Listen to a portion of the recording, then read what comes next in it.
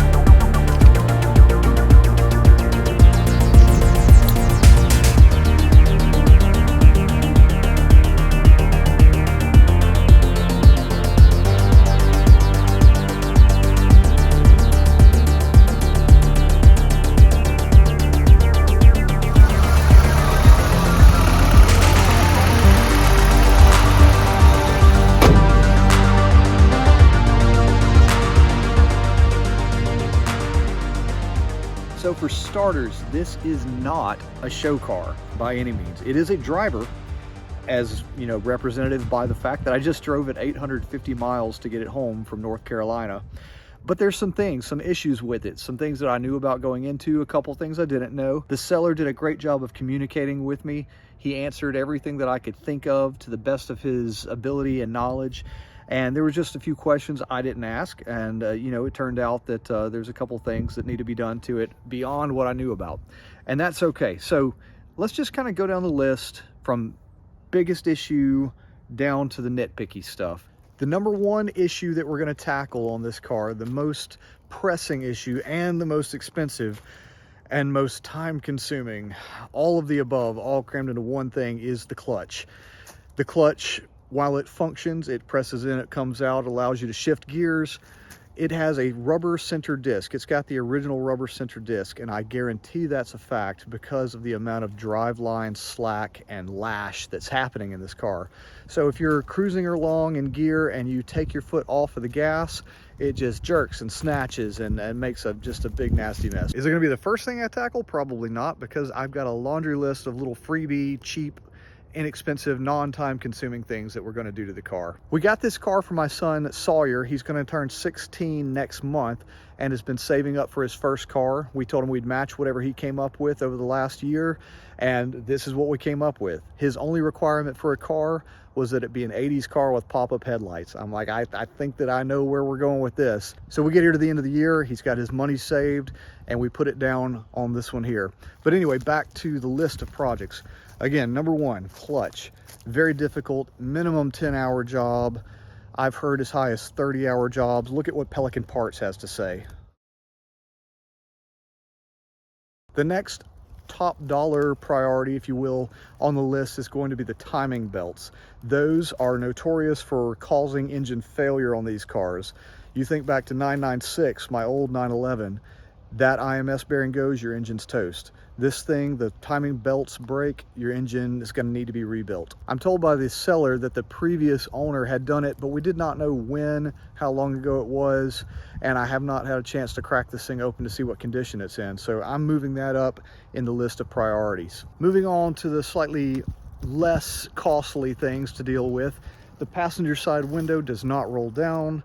The air conditioning doesn't blow cold, and it's probably not been converted to the current stuff, so I'm going to have an air conditioning guy do that for me. I won't be able to do that one myself. The shifter has a little bit of play. It feels really great, but it's got a little bit of play, and it's got that, you know, old school long throw, so we'll probably update that. The parking brake handle, it will engage the parking brake when you pull it up, but it just won't stay up. So there's a few different possibilities there that I've read about on Renlist and Rentec. So we're gonna see what we can do. That may be a free fix or it may be a cheap fix. Another issue that I didn't know about until I was signing on the dotted line and trying to put my suitcase into the back here is that the trunk will not open. When you put the key in and turn it, you hear a click. So you know that something's happening. You feel it kind of release and it just won't pop loose, and you can't pry it loose with just your hands. Now, one of the other issues that I didn't know about that I really wish I had known about is the tire condition. Was told that they were in good shape. I got good pictures of the outside because that's what I asked for. But this guy right here, that's a brand new tire as of yesterday. It was wobbling from 50 miles an hour plus, wobbling, shaking, convulsing. It felt like for 400 miles of driving from Raleigh to Atlanta in the first day that I was holding on to an impact wrench all the way every time I got over 50 miles an hour. So the next day after getting to Atlanta, I took it to a tire shop and just had them check it over, looking for the balance, the alignment, and they rolled that tire out to the showroom where I was waiting.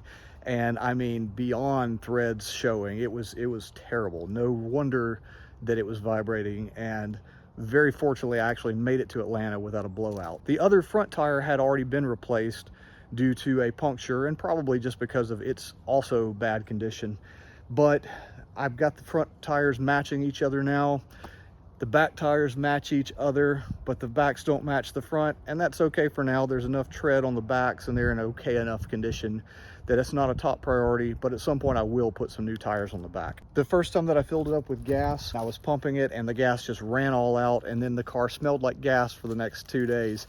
I think I finally evacuated that smell enough that it's not bothersome anymore. But I'm not sure if that was something wrong with the gas pump or with the filler neck tube or whatever, because since then I purposely stopped short. The seals around the windows have been redone and there's no leaks anywhere. The sunroof seal has been redone as well, and everything, it seems to be dry on the inside, no signs of water getting in. I'm not sure if there's supposed to be a cowling right here, but I feel like there should be one. There's lots of debris that's getting down in there, and you can actually see the battery right there. So I'll probably need to get one of those and put it in. Our drains right here are filling up. I scrubbed this back windshield with the thing at the gas station, and water collected here. So I need to clean those drains, but that's a matter of sticking something through there and it's all better. And I think I've got one of the fog lights that are out. So a new set of bulbs there. But really, the car is in overall good shape considering it's 41 years old, and considering it got me home 850 miles without any major incident. And aside from just needing a really good in-depth cleanup, because it's pretty dirty and just in general all throughout, it needs a good detailing. It needs a detailing. The interior is in general in good shape. The seats are nice and supple. The fabric is nice. I'm not sure if these have been redone at some point. The back seats feel to be in good shape as well. But on the door cards is a little bit of a different story. The door handles are loose right here. There's some kind of interior trim tape that's going on all the way across here, holding the bottom piece onto the top piece. And I mentioned before that the window doesn't go down on this side. The previous owner did put in some new buttons, so I don't know if maybe they had to get these off to get to those buttons and just maybe tore some stuff up. So we'll see about maybe addressing that. That's not a top priority, but I do want to get the window working at least. And if you can see through the glass, the upholstery has come loose from the back side of those back seats. So we'll need to figure out how to get that hooked back up.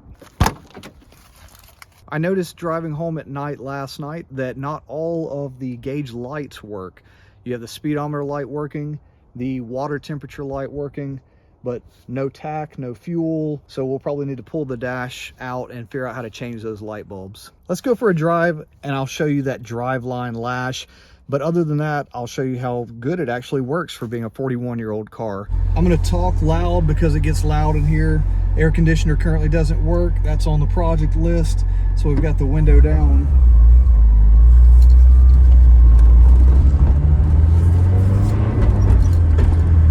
Makes a lot of mechanical noise out of the transmission whenever we're shifting.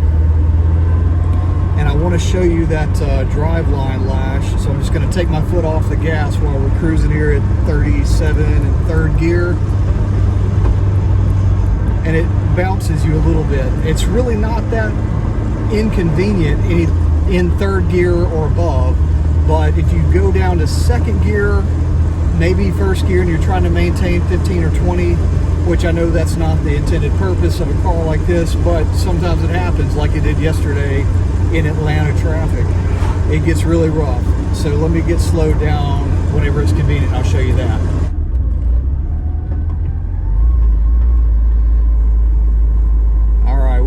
15 in second. I'm going up a hill, so there's a little bit of engagement, I guess, between the clutch, the engine, and the transmission. But if we're on flat ground or going downhill, it's going to slip, and I want you to see that. Here we go. We're about to go downhill and easing off the gas a little bit. Oh, that still wasn't that bad, but you get the idea. I mean, we're snatching back and forth when we let off. There's a good bounce. But anyway, yesterday in traffic, it was horrific, just non-stop like that. So the clutch has got to be done. All in all, though, it rose through the gears nicely. There's a little bit of play in the gearbox, but changing up and down while you're driving is not a problem. It actually is pretty exciting. Going into fifth is a really long throw.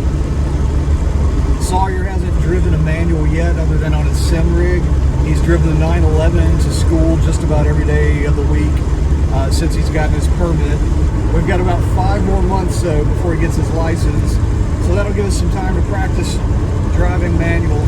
But the coolest feature of a 944 has got to be the pop-up headlights. We flip this switch here and the lights go up. I hope you guys will subscribe and stick around now that we've got a 4th Porsche to add to the channel. We had the 996, we now have the 997.2, we had the Cayenne off-roader, and now the 944. And I'm excited to get to see my son Sawyer join the world of fun driving cars. So thanks again for watching, and we'll see you on the next one.